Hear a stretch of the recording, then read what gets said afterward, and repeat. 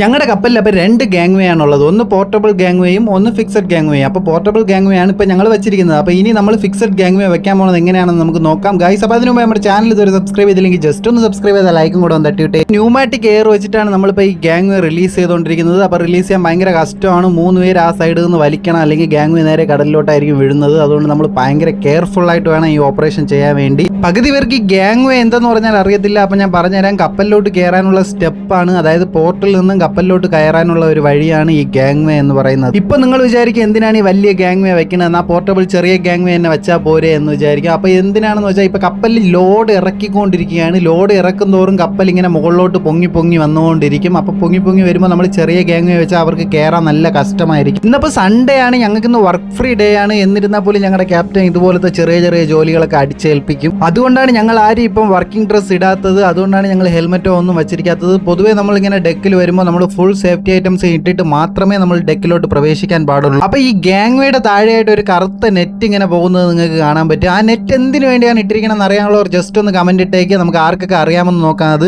ആരും പറഞ്ഞില്ലെങ്കിൽ ഞാൻ അടുത്ത വീഡിയോയിൽ ഉറപ്പായിട്ടും പറഞ്ഞുതരാം. അപ്പോൾ ഈ നെറ്റ് എന്തിനു വേണ്ടിയാണ് ഇട്ടിരിക്കണമെന്ന്. അപ്പോൾ ബൈ ഗൈസ്, പുതിയ വീഡിയോയുമായി കാണുന്നതുവരെ സൈനിങ് ഓഫ്.